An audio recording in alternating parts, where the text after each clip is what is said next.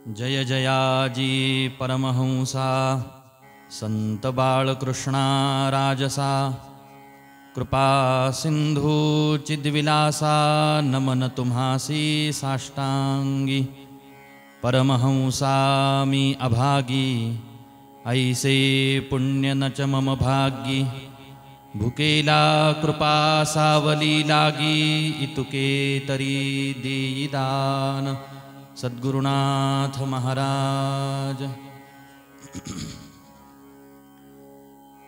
मावळवीत विश्वाभास नवल उदयला चंडांश अद्वयाब्जिनी विकास वंदू आता। प्रतिवर्षाप्रमाणे या ठिकाणावरती सद्गुरूंच्या दरबारामध्ये पार्थिव गणेशोत्सव आणि या गणेशोत्सवासोबतच आपले सद्गुरू परमहंस बाळकृष्ण महाराजांचा प्रागट्योत्सव जन्मोत्सव आपण प्रतिवर्षी संपन्न करत असतो। सर्वसाधारण 2018 सालपासून आपण प्रगटरित्या महाराजांचा प्रागट्योत्सव संपन्न करायला या ठिकाणी सुरुवात केलेली आहे। परमपवित्र चातुर्मास कालावधी चाललेला आहे, त्यातही पवित्र भाद्रपद महिना, त्यामध्ये घरोघरी गणराजांचं आगमन झालेलं आहे आणि अनेक पुण्य पावन पर्वकाळ या दिवसांमध्ये एकत्र येतात किंवा आलेले आहेत, ज्यामध्ये गणराजांचं आगमन आहे, महालक्ष्मीचं आगमन आहे, असे विविध सणवार आहेत, विविध पर्वकाळ आहेत, विविध उत्सव आहेत। आणि तुमच्या माझ्यासाठी अत्यंत आनंदाची आणि भाग्याची महान पर्वणी जर अजून कोणती याच्यामध्ये असेल, ज्याला दुग्ध शर्करा योग असं म्हणता येईल, ही पर्वणी म्हणजे सद्गुरू महाराजांचा प्रागट्योत्सव जन्मोत्सव। म्हणून आजचा दिवस तुमच्या माझ्यासाठी फार मंगलकारक दिवस आहे।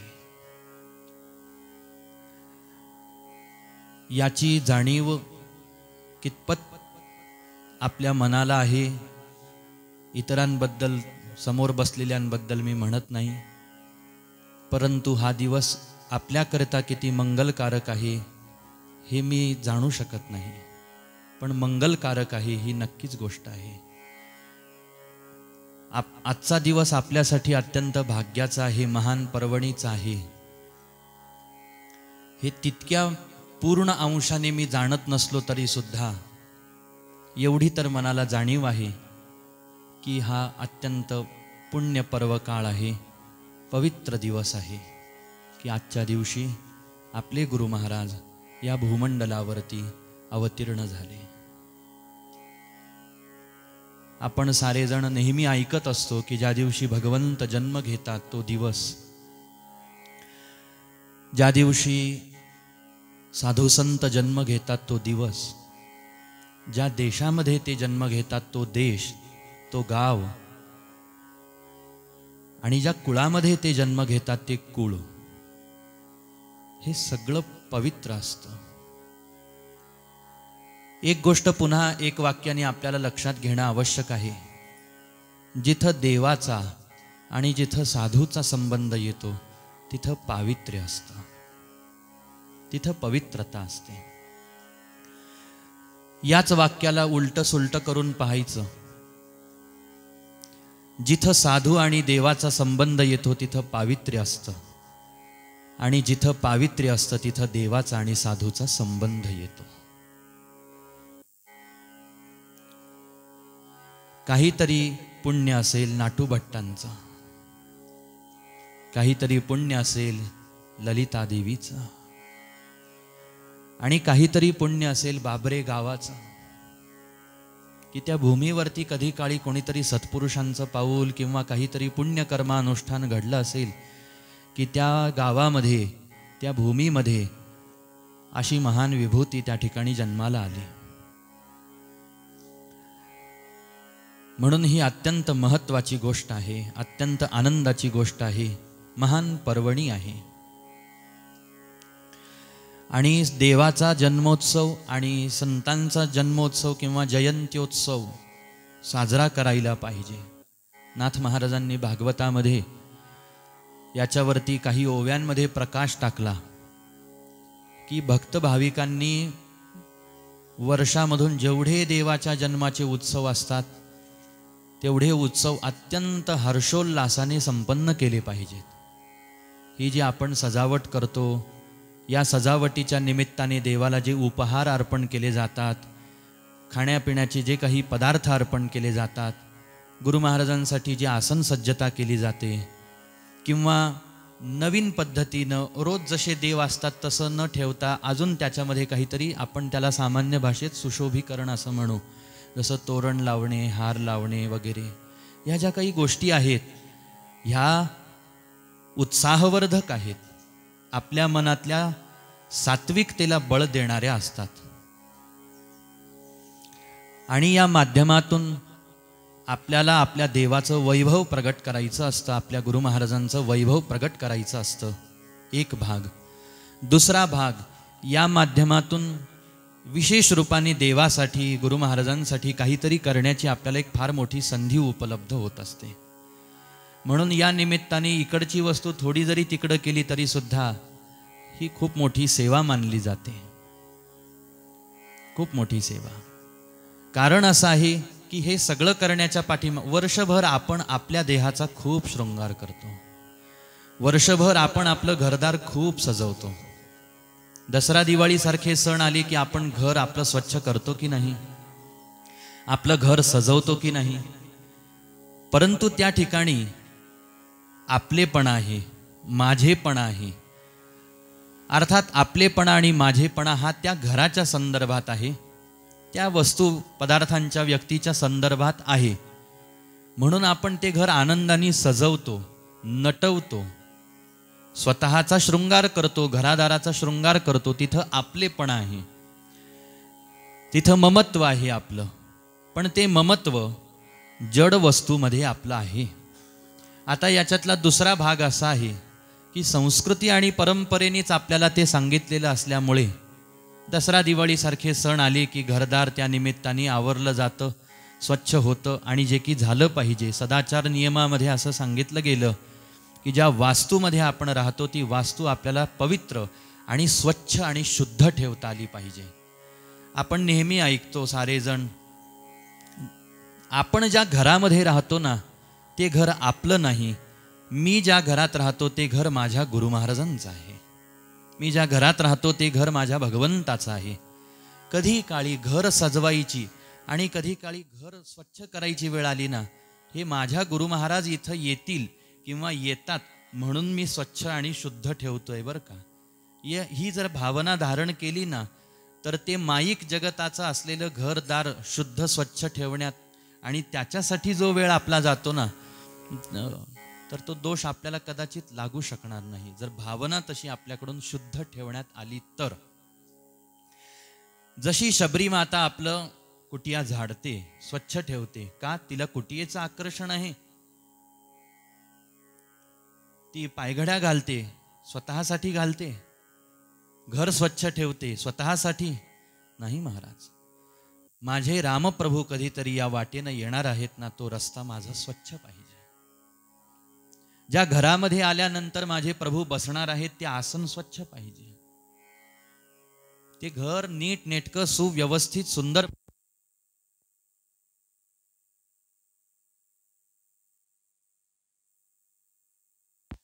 तर अशा पद्धतीनं हा भाव जर का आपण धारण केला तर त्या दोषापासून आपण थोडंसं सुटू शकतो. पण त्याच्यासाठी तेवढे भाव मनामध्ये धारण करून मग ते घरदार स्वच्छ ठेवणे, शुद्ध करणे वगैरे वगैरे ह्या गोष्टी आहेत. प्रसंगानुरूप आपलं घर दार वगैरे आपण स्वच्छ शुद्ध करतो, ठेवतो, चांगली गोष्ट आहे, ते करायलाच पाहिजे. काही काही भक्तांचा तर असा नियम आहे महाराज की घरामधली एक जागा, घरामधलं एक आसन घरामधलं एक भांड, पाणी पिण्याचं ग्लास असो, जेवणाचं ताट असो, बसायचं आसन असो, बसायची खुर्ची असो, ती घरामध्ये अशी ठेवलेली असते की त्याच्यावर घरातल्या कोणत्याही व्यक्तीनं कधी बसायचं नाही. ती वस्तू, ते भांड कधीही आपल्या वैयक्तिक उपयोगात आणायचं. कधी काळी माझे सद्गुरू जर माझ्या घरी येतील, मी त्यांना हे आसन टाकेन. कधी काळी माझे गुरु जर का, माझे भगवंत माझ्या घरी येतील, मी त्यांना या भांड्यामध्ये प्रसाद देईन, खायला देईन. ते भांड रोज आपल्या डोळ्यासमोर जर का राहिलं तर त्या भांड्याला पाहून गुरूंचं स्मरण होतं. कोपऱ्यामध्ये ठेवलेलं आसन पाहिलं तर ते आसन पाहून सद्गुरूंचं स्मरण होतं की कधी येतील महाराज आणि कधी बसतील या आसनावरती. म्हणून ही जी सज्जता आहे, दोन गोष्टी मला या सगळ्या सांगण्यातून स्पष्ट करायच्या होत्या. त्या अशा, एक या ठिकाणी देवाचं सुशोभीकरण, एक निमित्ताने घरादाराचं दसरा दिवाळीला सुशोभीकरण आपण करतो, तर ते या भावनेने आपल्यासारख्या वैष्णव भक्तांनी, गुरुदासांनी, हरिदासांनी करावं की ते देवाचं आणि गुरु महाराजांचं आहे. या ठिकाणावरती आपण जे काही सुशोभीकरण करतो आहोत महाराज, हे कशासाठी? तर आपल्या मनातली सात्विकता, आपल्या मनातला उत्साह वाढावा याच्यासाठी. कारण आपल्याला त्या माध्यमातून देवाच्या सेवेच्या संबंधातला जो भाव आहे, तो भाव आपल्या कृतीतून प्रगट होत असतो, किंवा भाव प्रगट होण्याला ती कृती मदत करत असते.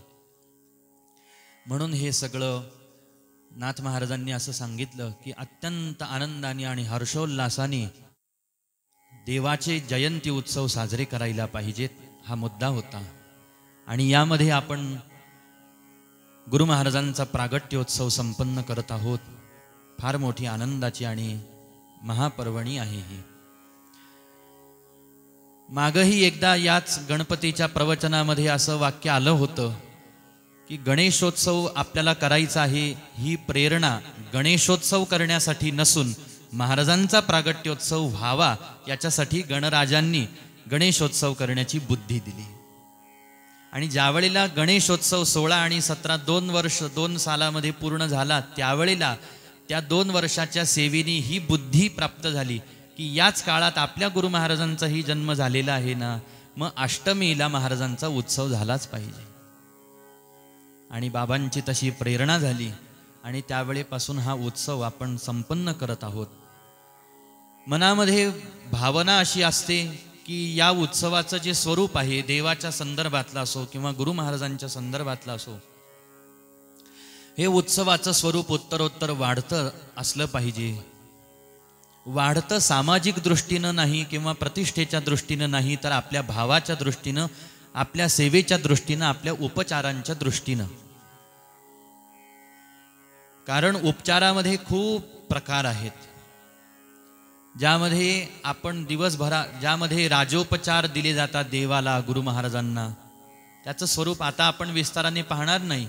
पण ती एक पद्धती आहे की त्या दिवशी सुंदर देवाचा किंवा गुरु महाराजांचा त्यांना उठवण्यापासून उपचार सुरू होतात बरं का.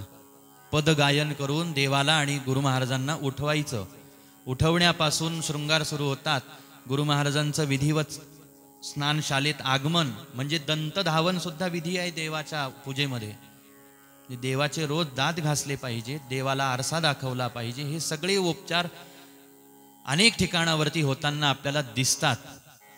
जसं पंढरपुरामध्ये रोज पांडुरंगरायाची काकडा आरती केली जाते, हे सगळे उपचार होतात महाराज देवाचे.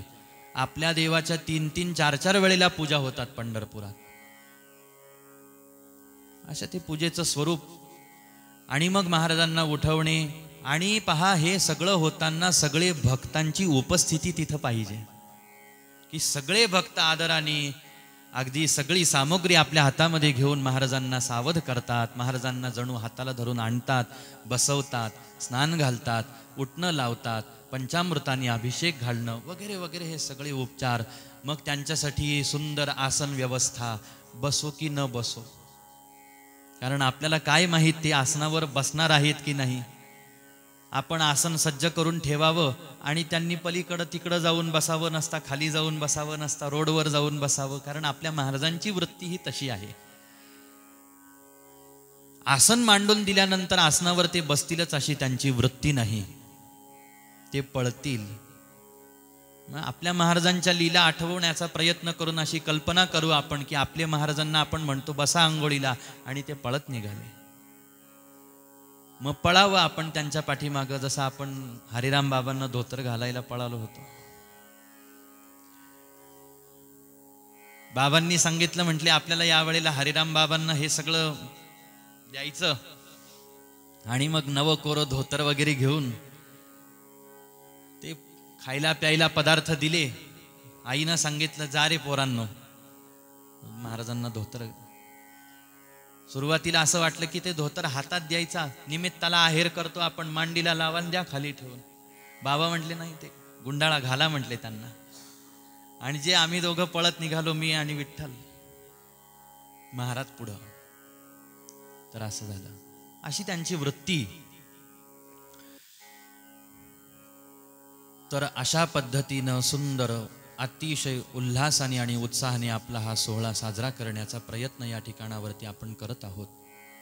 देवाचं आणि गुरु महाराजांचं प्रागट्य ही भक्त भाविकांसाठी फार मोठी पर्वणी असते. हे प्रागट्य कसं असतं हेच आजच्या ओवीमध्ये ज्ञानोबाराय 16व्या अध्यायाचं मंगलाचरण करताना सांगत आहेत. 16व्या अध्यायाचं मंगलाचरण करताना ज्ञानोबारायांनी सुरुवात केलेली आहे की मावळवीत विश्वा भासू नवल उदयला चंडांशू अद्वयाब्जिनी विकाशू वंदू आता. मी त्यांना वंदन करतो आहे. कुणाला वंदन करतो आहे? आणि मग त्यांचे विशेषण माऊलींनी या ओवीमधून आणि या पुढच्या ओव्यांमधून प्रगट केलेले आहेत. अतिशय कोवळी भावना आहे ज्ञानोबारायांच्या आपल्या गुरु महाराजांच्या संदर्भात, अतिशय कोवळी आणि अतिशय द्रवयुक्त अंतःकरणाने ज्ञानोबाराय आपल्या गुरु महाराजांकडे पाहतात. ज्यावेळेला त्यांचे शब्द आपण पाहतो, गुरु महाराजांच्या मुखातून ज्यावेळेला त्या ओव्यांचे भाव आपण ऐकतो किंवा ऐकण्याचा प्रयत्न करतो, त्यावेळेला असं वाटत असेल, जे ऐकणारे भक्त आहेत त्यांना असं वाटत असेल की खरंच आहे की किती माऊलींचे शब्द आपल्या गुरु महाराजांच्या संदर्भामध्ये किती वाहवत जातात, हृदय किती द्रवीभूत होतं आणि शब्दांच्याही पेक्षा सूक्ष्म आहे आबोलपणाने ज्ञानोबारायांचा आपल्या गुरु महाराजांकडे पाहणं, ज्ञानोबारायांच्या आपल्या गुरु महाराजांकडे पडणारी दृष्टी आणि ज्या कोमल अशा प्रकारच्या भावनेनी भक्तियुक्त अंतःकरणाने पाझरलेल्या हृदयाने ज्ञानोबाराय आपल्या सद्गुरूंची जशी भक्ती करतात, त्या भक्तीचं साकारपण ज्ञानेश्वरीच्या शब्दांमध्ये आपल्याला प्रगट झालेलं दिसतं. आणि ते साकारपण जे आहे, ते प्रगटीकरण जे आहे, ते त्या त्या ठिकाणावरती विलक्षणता त्याची जाणवते की जिथं जिथं ज्ञानोबारायांनी अध्यायाच्या सुरुवातीला आपल्या सद्गुरूंचं मंगलाचरण केलेलं आहे. आणि म्हणून अतिशय कोमल भावनेने आपल्या गुरु महाराजांना या ठिकाणी ज्ञानोबाराय वंदन करत आहेत. प्रागट्य हा फार महत्वाचा भाग आहे. अर्थात प्रगट होणे, अर्थात जन्माला येणे. ज्या जन्माला येण्यामध्ये मुख्य 3 घटक आपण पाहू किंवा पाहत आलो आजपर्यंत: देव, संत आणि तुम्ही मी जीव. तुमचं माझं प्रगट होणं किंवा जन्म घेणं,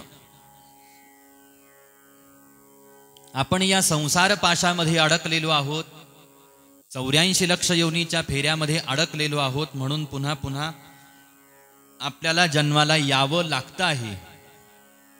देव जन्म घेतात. यदा यदा हि धर्मस्य ग्लानिर्भवति भारत अभ्युत्थानमधर्मस्य तदात्मानं सृजाम्यहम. देवाला जन्म घ्यावा लागत असतो. विशेष परिस्थिती या मृत्यूलोकामध्ये निर्माण होते आणि त्या परिस्थितीला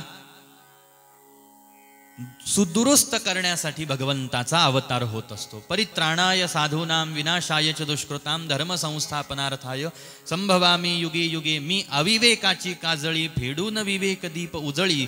तै योगिया पाही दिवाळी निरंतर. याच्या पुढच्या मागच्या ज्या काही ओव्या आहेत या देवाच्या मी कसं प्रगट होऊन काय कर्म करतो, काय कार्य करतो त्या संदर्भातल्या आहेत. म्हणून देवाला प्रगट व्हावं लागतं. तुम्हाला मलाही किंवा देवाला जन्म घ्यावा लागतो. तुमचा माझा जन्म होतो आणि साधू संत जन्म स्वतःहून घेतात. साधू संतांच्या प्रगट होण्याच्या पाठीमागचा, जन्म घेण्याच्या पाठीमागचा उद्देश काय आहे?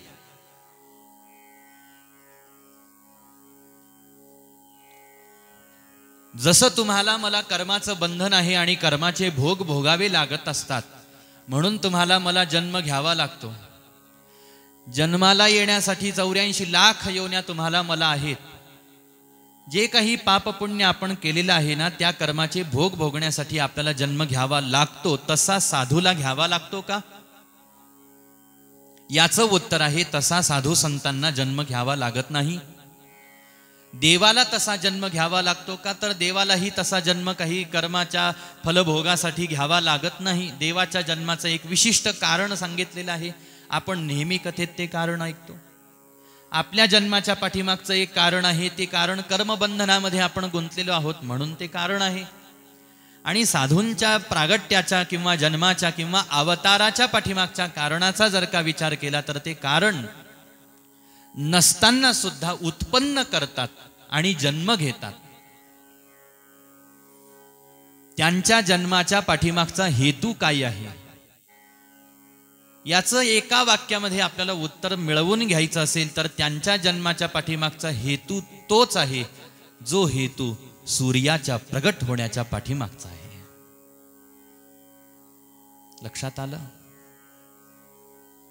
साधूंच्या या मृत्यूलोकामध्ये जन्म घेण्याचा काय हेतू आहे? तोच हेतू आहे जो हेतू आकाशामध्ये सूर्य उगवण्याचा आहे असं आपण मानू. म्हटले काय सूर्य उगवण्याचा हेतू तरी काय आहे? बरं, हेतूचा विचार बाजूला सोडा. ती सृष्टीक्रम चाललेला आहे. आता तो अंधार दूर करण्याच्या हेतून प्रगट होतो का तो प्रगट होतो म्हणून अंधार दूर होतो हा वेगळा चर्चेचा विषय आहे. त्या सृष्टीक्रमाकडे आपण अधिक न जाता हेतू हा शब्द बाजूला काढून टाकू. परिणाम हा शब्द आपण उपयोगात घेऊ. सूर्य उदयाला येतो त्याचा परिणाम काय होतो? अंधार नाहीसा होतो आणि सर्वत्र प्रकाश त्या ठिकाणी पसरतो. आता सूर्याच्या प्रगट होण्याने अंधार नाहीसा होऊन सर्वत्र प्रकाश पसरत असेल तर त्या प्रकाशाचा परिणाम काय? तुम्हाला मला ही पदार्थ जी आहेत, ही सृष्टी जी आहे ही दृष्टीगोचर होते. आपल्याला डोळ्यांनी सारे पदार्थ दिसतात आणि त्या सूर्यप्रकाशामध्ये आपण सर्व प्रकारचे कर्म करतो. चांगले वाईट, हिताचे अहिताचे, कल्याण अकल्याणाचे, पापयुक्त पुण्ययुक्त, बंधन करणारे, मुक्ती देणारे, हे सगळे परिणामातून परिणाम. अंधार आहे पडलेला, सूर्य उदयाला येतो त्यावेळेला त्याच्या परिणामाने अंधार दूर होतो आणि प्रकाश प्राप्त होतो. प्रकाशाच्या परिणामाने आपल्याला पदार्थ जो काही आहे तो स्पष्ट डोळ्यांनी दिसू शकतो. जो पदार्थ आपल्याला अंधारात दिसू शकत नव्हता, पाहण्याचा प्रयत्न आपण कितीही केला तरी पदार्थ वस्तू आपल्याला दिसू शकते का? नाही दिसत. याला कारणच अंधार आहे. त्याच पद्धतीनं साधूचं प्रगट होणं असतं. त्याच पद्धतीनं सद्गुरूंचं प्रगट होणं असतं. जसा हा सूर्य, आपण याला भौतिक म्हणू, जसा हा भौतिक सूर्य या भौतिक जगामध्ये उदय झाल्यानंतर अंधार नाहीसा होतो आणि प्रकाश प्राप्त होतो तुम्हाला मला, त्याच पद्धतीनं माऊली ज्ञानोबाराय म्हणतात, नवल उदयला चंडांश मावळवीत विश्वाभासू, नवल उदयला चंडांशु. चंडांशु अर्थात प्रखर तेजस्वी तेजोमय किरणांनी नटलेला सूर्य, ज्याच्या तेजामध्ये कोणत्याही प्रकारची कमतरता नाही, उणीव नाही, अतिशय तेज संपन्न, त्याच्याकडे आपण पाहू सुद्धा शकत नाही असा तेजयुक्त लखलखीत किरण धारण करून प्रगट झालेला किंवा त्या अवस्थेला पोहोचलेला असा सूर्य, आणि त्याच्या त्या प्रकाशामध्ये आपल्याला सर्व वस्तू स्पष्ट दिसतात, पदार्थ आपल्याला अनुभवाला येतात, त्या प्रकाशात आपण सर्व प्रकारचे पदार्थ अनुभवतो. तसंच सद्गुरु रूपी सूर्याचं प्रगट होणं असतं. इथं ज्ञानोबारायांनी गुरु महाराजांना सूर्याची उपमा दिलेली आहे. चित सूर्याची, ज्ञान सूर्याची, बोध सूर्याची उपमा आपल्या सद्गुरूंना ज्ञानोबाराय देतात. आज मी भाग्यवान मानतो स्वतःला. एक हा सूर्य उदयाला येतो तसा ज्ञान रूपाने माझे सद्गुरू माझ्या सन्मुख उदयाला आलेले आहेत किंवा विराजमान झालेले आहेत. याच्यात दोन गोष्टी आहेत बरं का. मी पण सावधानतेनं समजून घेण्याचा प्रयत्न करूनच तुम्हाला सांगतो आहे, सांगण्याचा प्रयत्न करतो आहे किंवा सांगून घेत आहे. याच नमनाच्या शेवटी ज्ञानोबारायांनी उपसंहार करताना असंही म्हटलेलं आहे की स्तुती करताना हे असं होतं, म्हटले बोलायची अडचण होऊन जाते. ठीक, दोन गोष्टी याच्यामध्ये समजून घेण्याजोग्या आहेत. सद्गुरूंचं उदयाला येणं आणि त्यांचं कोणत्या पद्धतीनं ते उदय पावतात ते स्वरूप. म्हणून उदयाला अर्थात प्रागट्य आणि त्या प्रागट्याचं स्वरूप असे दोन भाग आहेत. यात प्रागट्य झालेलं आहे किंवा प्रागट्य होतं, परंतु ते प्रागट्य कसं आहे, कोणत्या स्वरूपातून आहे, तर सांगितलं ज्ञानाच्या रूपाने त्यांचं प्रागट्य तुमच्या माझ्या जीवनामध्ये होत असतं. हा एक भाग आहे, हा एक भाव आहे बरं का. आपण त्याला पहिल्या क्रमापासून घेऊ. जसं साधूंचा अवतार झाला, बाळकृष्ण प्रगटला, नवल साधू जाणवला, हे त्यांचं प्रगट होणं आहे स्थूल रूपाचं. आता ते प्रगट झाले, त्यांना कोणी पाहिलं, नाटूभट्टांनी पाहिलं, ललिता देवींनी पाहिलं, परिजनांनी आप्तजनांनी पाहिलं, भावा बहिणींनी पाहिलं, गावातल्या मंडळींनी पाहिलं, आणि ते बाळसेदार रूप पाहून कौतुक केलं सगळ्यांनी ललिता देवींचं की किती सुंदर बाळ तुला झालेलं आहे, किती बाळसेदार याचं रूप आहे. आता याचा अजून एका दृष्टीनं विचार केला तर जे काही रूप आणि त्या रूपाचं जे काही दर्शन या भाविकांना होत आहे, या गावातल्या मंडळींना, परिवारातल्या मंडळींना होत आहे, हे नुसतं बाळ दिसायला सुंदर आहे. सगळेच बाळ जन्माला आल्यानंतर कोणाचं का असना बाळ छानच दिसतं. बाळाला पाहून सगळेच म्हणतात, अहो किती छान, किती गोंडस, किती गोजीरवाणं बाळ आहे तुमचं. बाळ चांगलंच दिसतं, परंतु साधूचं आणि देवाचं जे बालरूप पाहून त्यांचं जे चांगलं दिसणं आहे ना, ते चांगलं दिसणं हे त्यांच्या रूपाच्या दृष्टीनं जरी एखाद्या वेळेला असलं तरी सुद्धा त्यांच्या अवस्थेच्या दृष्टीनं हे जास्तीचं सौंदर्य जे आहे ते अवस्थेच्या दृष्टीनं असतं. म्हणून असं एक स्थूल रूपाने प्रगट होणं असतं पहा साधू महात्म्यांचं. परंतु त्याचा उपयोग आपल्या जीवनामध्ये व्हावा याच्यासाठी त्यांचं अजून एक प्रागट्य असतं. ते प्रागट्य काय आहे?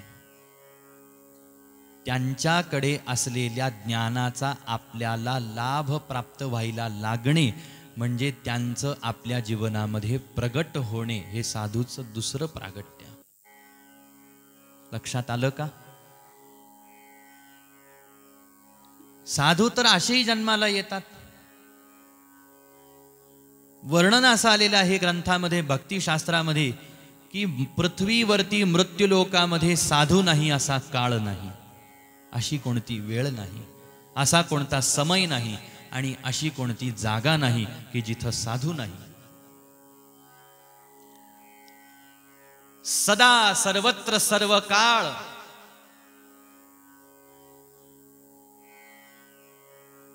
साधूंचं वास्तव्य या मृत्यूलोकामध्ये आहे. साधू नाहीत असं जर का कधी वाटत असेल तर तो सृष्टीच्या प्रलयाचा समय असेल. आपल्याला जर का कोणी सांगितलं देवानी, शास्त्रांनी, ग्रंथांनी येऊन की आता या मृत्यूलोकातले साधू संपले, की समजून जावं हे जग बुडून गेलं, हे जग संपलं, या जगाचा आता प्रलय झाला. म्हणून असं पहा की अजून तर काही प्रलय नाही, आपण चांगले बसलेलो आहोत. याचा अर्थ साधू अवतार घेऊन वावरत आहेत, विहार करत आहेत. साधू अखंड या मृत्यूलोकामध्ये जन्म घेत असतात. कोणत्या ना कोणत्या रूपामध्ये साधूंचा अवतार कुठं ना कुठं तरी होतच असतो. मुळात साधूंना, संतांना आपली अवतार परंपरा खुंटू द्यायचीच नसते. त्यांच्या कृपेतून तुम्हाला मला आपली जन्म परंपरा खुंटवायची आहे. आपली जन्म परंपरा खंडित झाली पाहिजे, पण साधूची अवतार परंपरा मात्र कधी खंडित होता कामा नये. याची काळजी माणसांनीही घ्यावी, याची काळजी देवही घेतो आणि याची काळजी स्वतः साधूही घेतात. ती आपली अवतार परंपरा जी आहे ना, ती कधीच खंडित होऊ देत नाही. ते एक अवतार घेतील, त्या अवतारातलं विशिष्ट कार्य विशिष्ट स्वरूपात विशिष्ट पद्धतीनं करतील आणि तो अवतार अदृश्य करतील आणि लगेच दुसरा अवतार घेतील, दुसऱ्या पद्धतीनं कार्य करतील, दुसऱ्या स्वरूप विशेषाने करतील. त्या कार्याची पद्धती वेगळी असेल, त्यांच्या सोबत राहणारे साधक वृंद, भक्तमंडळी वेगळ्या रूपाची असतील, वेगळ्या पद्धतीची असतील. परंतु साधू हे सतत सतत सतत सतत या मृत्यूलोकामध्ये अवतार घेत असतात. हे पहिलं सत्य आपण कधीही नाकारू नये. याच्यावरती आपल्याला पूर्ण विश्वास की साधू हे अवतार घेतात. गुरु महाराज आजही अवताराला आलेले आहेत.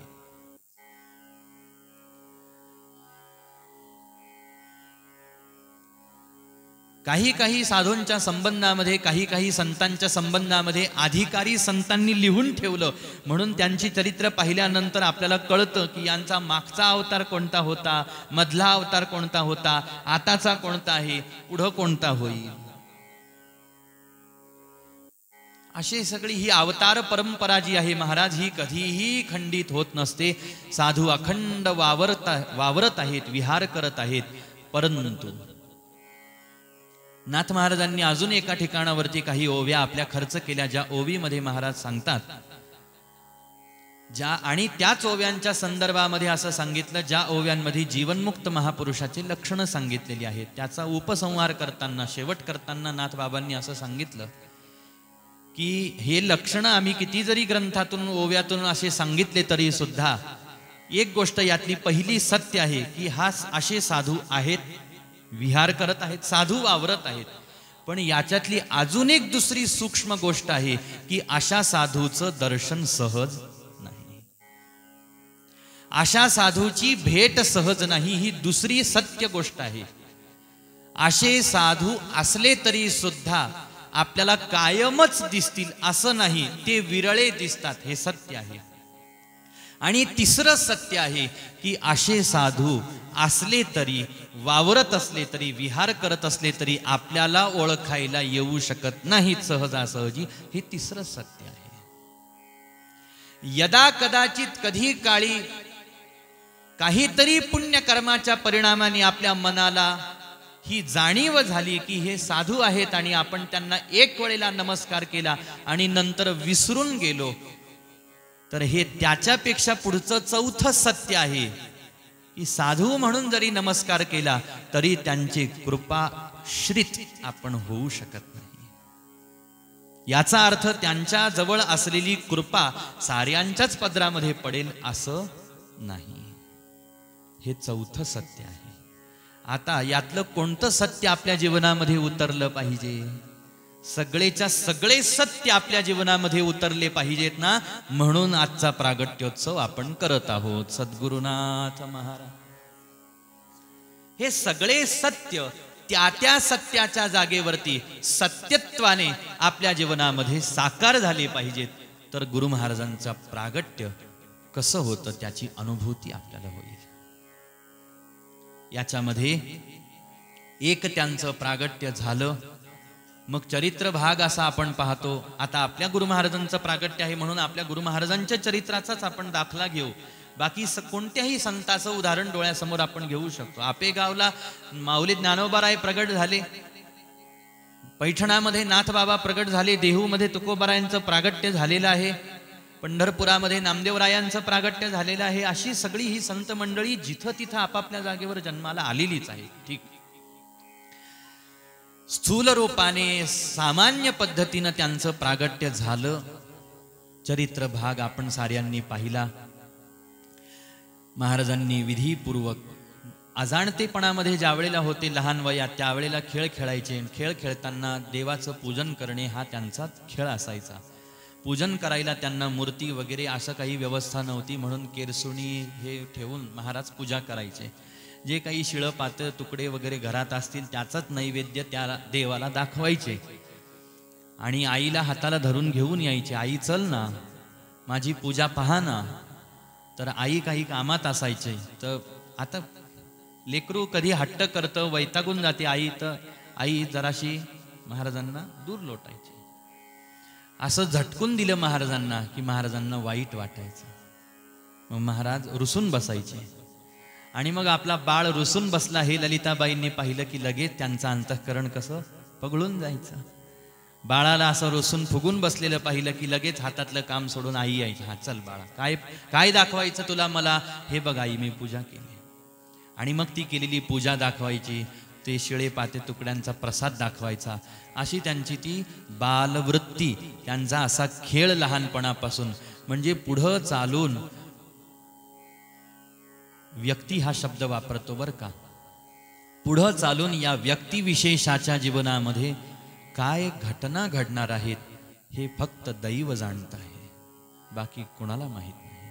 ना नाटूभट्टांना माहीत, ना आईला माहीत, ना भावाला माहीत, ना गावकऱ्यांना माहीत, कोणालाच माहीत नाही. ते फक्त दैव जाणत आहे महाराज. ही तर सामान्य गोष्ट आहे. तुमच्या माझ्या जीवनातलं ही आपल्याला थोडी काय माहीत, आपलं ही दैव जाणतं महाराज. पुढचा क्षण काय आहे, कुठं आहे, काय नाही, कसा आहे. आज एखादा राजोपभोग भोगत असेल, विषयभोग भोगत असेल, उद्या त्याच्या आयुष्यामध्ये दैवाने जर का प्रखर वैराग्य निवडलेलं असेल तर तो सोन्याच्या सिंहासनाला, ताटाला, पाटाला लाथ मारून विरक्त होऊन निघून जाईल महाराज. कुणाचं दैव त्याला कुठं नेऊन पोहोचवेल काही सांगता येत नाही. हे दैवच आहे ज्या दैवाने ब्रह्मांडातून कुठून तरी फिरत आपल्याला इथपर्यंत आणलं, ह्या चरणापर्यंत. आणि ते दैवच असेल जे इथून आपल्याला कुठंतरी दूर नेऊ शकतं. कृपा करावी गुरु महाराजांनी की ह्या चरणांपासून दूर नेणारं दैव जर कुठं ब्रह्मांडात असेल, जे आपल्याकडे येत असेल ना, तर त्याची वाट चुकून जावी आणि ते दैव आपल्याकडे आकर्षित व्हावं. अशा प्रकारचं कोणतंही कर्म आपल्याकडून घडू नये जेणेकरून हे चरण आपल्यापासून दुरावले जाता कामा नये. कारण आकर्षण हा सृष्टीचा नियम आहे. सृष्टी कशी आहे? हे आकर्षण शक्ती आहे ना, गुरुत्वाकर्षण शक्ती सृष्टीमध्ये. तर आपल्याकडून यदा कदाचित अशा प्रकारचं कर्म, अशा प्रकारचे आचार, अशा प्रकारचे विचार जर का आपण अंगीकारले, आत्मसात केले ना, तर नसलेलं सुद्धा दैव असं निर्माण होऊन आपल्याकडे आकर्षित होतं की आपल्याला देव, गुरु, संत, साधू ग्रंथापासून दूर नेऊ शकतं बरं का. त्याच्यावरती भरवसा ठेवायचा नाही. भरवसा, दृढ निष्ठा, दृढ भक्ती, दृढ श्रद्धा ही फक्त देवगुरूच्या चरणावरती आणि त्यांच्या वचनावरती आपल्याला ठेवणं फार अपेक्षित आहे. म्हणून हे फक्त दैव जाणतं की पुढचा क्षण कोणत्या व्यक्तीचा कसा असेल. परंतु पहा, साधूचं जीवन जगण्यामध्ये सुद्धा काहीतरी एक वैशिष्ट्य असेल, आपली तशी वृत्ती तयार होत नाही माझी, असं मी म्हणतो, कोणाला म्हणत नाही. पण एक उदाहरण आपण पाहू की साधं भिक्षान्न मागायचं जर का आपल्याला झालं तर त्याच्यातून असं मनाला काहीतरी एक धडक बसल्यासारखं जाणवतं होतं. असं मानू नका, मी माझा अनुभव तुम्हाला सांगतो आहे भिक्षान्न मागतानाचा. कारण साधकांनी आपले अनुभव प्रगट रूपाने कधीही वर्णन करून सांगू नये. पण असं त्या क्रियेचं ते काही आहे ना, ते स्वरूप, परिणाम. साधं भिक्षान्न मागायला जर का आपण आपले हात पुढं केले आणि यदा कदाचित खरोखर त्या साधू वृत्तीनं आपल्या अंतःकरणाला धडक दिली, जशी समुद्राची लाट येते आणि त्या वाळूचं जे काही नगर तयार केलं जातं ती उद्ध्वस्त करून निघून जाते, तसं साधू वृत्तीनं जर का आपल्या अंतःकरणाला धडक मारली आणि थाटलेला माटलेला संसार त्या साधू वृत्तीनं जर का आपला उधळवून टाकला आणि खरोखर अखंड भिक्षान्न याचक जर का आपण झालो, साधू वृत्तीनं राहायला लागलो, तर किती छान होईल, किती भयंकर होईल असं मला म्हणायचंच नाही, किती छान होईल. म्हणून एक कृती जर का आपण केली, भिक्षान्न मागितलं आपण, तर त्या केवळ एका साधूच्या कृतीला आपण कृती रूपाने अंगीकारलं. पूर्ण साधू वृत्तीनं जगणं कसं असेल महाराज, परिपूर्ण साधुत्व अंगी बाणूंच जगणं कसं असेल, त्या जगण्याची मौज कशी असेल, असाही एक भाव आहे, असाही एक विचार आहे. म्हणून तर अशा पद्धतीनं पहा, ते दैव जाणतं ते. मग त्यांनी खेळ दाखवला, मग महाराजांनी अध्ययन केलं. 4 वर्षांमध्ये सांगोपांग वेदांचा आणि शास्त्रांचा अभ्यास महाराजांनी पूर्ण केला. प्रखर बुद्धिमत्तेचं दर्शन झालं. मग गंडांतर योग महाराजांच्या जीवनामध्ये होता असं कळालं. 18 ते 20 वयोगटाच्या काळात महाराजांचा गंडांतर योग होता. मग गायत्री पुरस्चरण महाराजांनी केलं. पहा, ईश्वरीय सत्तेला आपल्या हृदयावरती ताबा करायला ना फक्त निमित्त लागतं, आणि ते निमित्त उत्पन्न झालं पाहिजे म्हणून आपण हे सगळे सोहळे करतो. ईश्वरीय सत्तेला आपल्या हृदयावर ताबा करण्यासाठी निमित्त पाहिजे म्हणून आपण गुरुकडे येत असतो, म्हणून त्यांना वंदन करतो. कारण ती ईश्वरीय सत्ता त्यांच्याकडे आकर्षित झालेली आहे. ती ह्या ज्या क्रिया आहेत ना महाराज, पूजा, ध्यान, जप, सेवा, दान, तप, तीर्थयात्रा, गुरुचरणाचं सान्निध्य, सेवा, वचन श्रवण, ह्या जेवढ्या क्रिया शास्त्रामध्ये सांगितल्यात, ह्या क्रिया कशासाठी आहेत? ईश्वरीय सत्तेला आपल्याकडे आकर्षित करून घेण्यासाठी, किंवा आपलं अंतःकरण ईश्वरीय शक्तीकडे आकर्षित करण्यासाठी. हे सगळे खटाटोप सायास आहेत बरं का. आणि हे सगळं करताना आपल्याला हे स्मरणामध्ये राहिलं पाहिजे की हे सगळं करताना त्या चैतन्य शक्तीचा स्पर्श माझ्या हृदयाला झाला पाहिजे, किंवा एक तर ती शक्ती माझ्याकडे आकर्षित झाली पाहिजे. नसता मी तामसी भक्ती करणारे जे अघोरी उपासक आहेत महाराज, ते किती प्रखरतेनं उपासना करतात पहा. किती तामसी शक्ती चटकन त्यांच्याकडे आकर्षित होते. ही सात्विकी शक्ती, नारायणी शक्ती अजून आपल्याकडे आकर्षित होत नाही. याला कारण अघोरी उपासक अघोरी शक्तीला आकर्षित करण्यासाठी अघोर उपासना करतात. आपली सात्विकी उपासना तशी चाललेली आहे का, हा पुन्हा प्रश्न उत्पन्न होतो. त्याच्यासाठी दैवी संपदा वर्णन केलेली आहे. अभयम सत्व संशुद्धिर ज्ञान योग व्यवस्थिती दानंदमश्च यज्ञश्च स्वाध्याय स्तप आर्जवम. की देवा त्या परमात्म शक्तीचा आपल्याला आपण काय म्हणू, ज्ञान म्हणू, भक्ती म्हणू, भाव म्हणू, श्रद्धा म्हणू, हे प्रगट व्हावी याच्यासाठी दैवी संपत्ती फार महत्वाची आहे. खूप मुद्द्यांना स्पर्श करत करत आपण पुढे चाललोय एवढं फक्त लक्षात ठेवा. सध्या इतकं मनात कोणी आणू नका की नेमकं काय सांगायचं आहे. नेमकं फक्त इतकंच आहे की गुरु महाराजांच्या प्रागट्यापर्यंत आपल्याला जायचं आहे. त्या प्रागट्याची भूमिका पाहत आहोत आपण, की प्रागट्य कसं होतं, कोणत्या रूपाने होतं. तर महाराजांच्या त्या दैवानी आता पुढं काय बदल होणार आहे महाराजांच्या जीवनामध्ये, त्याच्यासाठी निमित्त घडलं. गंडांतर योगाच्या निमित्ताने महाराजांकडून घडलेलं गायत्री मंत्राचं पुरश्चरण. जप करायचा रोज आपणही, वाचन करायचं रोज आपणही, पूजा करायची आपणही, गुरु महाराजांचं ध्यान करायचं, गुरु महाराजांच्या दर्शनाला जायचं, गुरु महाराजांचे शब्द ऐकायचे. कशासाठी ऐकायचे? ते यासाठीच ऐकायचे आहेत महाराज, की हे सगळं करताना आपल्याला हा विसर पडता कामा नये, की मला तसंच ज्ञानस्वरूप व्हायचं आहे, तसं प्रेमस्वरूप, तसं भक्तिस्वरूप, भावस्वरूप व्हायचं आहे. आणि मग त्या गायत्री मंत्राच्या पुरश्चरणाच्या निमित्ताने असं झालं की वृत्ती पालटली. चरित्रकारांनी वर्णन केलं की वृत्ती पालटली. मुळामध्ये ती वृत्ती पालटली नसेल, ती वृत्ती जी काही आहे ती तशीच होती, फक्त आता ती प्रगट रूपाने उदयाला आली. नसताच यावेळेला कळत नव्हतं.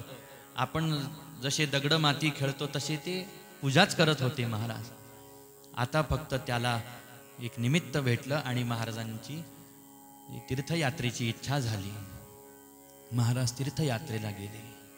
तीर्थयात्रेला जाणार म्हटल्यावर आईनं सांगितलं की आता तुझा विवाह करायचा आहे, तीर्थयात्रेला मी जाऊन येतो. म्हणून तीर्थयात्रेला महाराज गेले, काशीला राहिले आणि मणिकर्णिकेच्या घाटावरती महाराजांनी निवास करून गायत्री मंत्राचं पुरश्चरण केलं.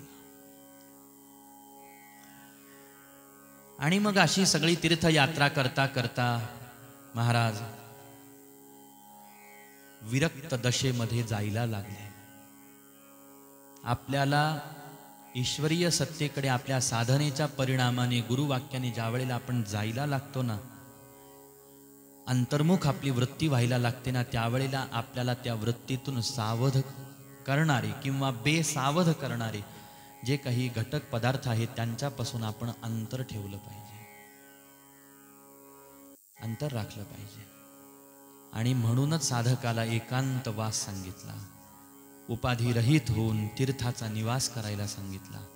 गंगेच्या तटाकी बसून खळखळ वाहणाऱ्या गंगेचा ध्वनी ऐकायचा आणि त्याच्यावरच आपलं मन केंद्रित करून नाद ब्रह्माचा उच्चार करून अथवा इष्टदेवतेच्या मंत्राचा उच्चार करून अथवा गुरुमंत्राचा उच्चार करून भगवंताचं रूप ध्यानामध्ये आणायचं. ते रूप दोन पद्धतीनं ध्यानात आणायचं.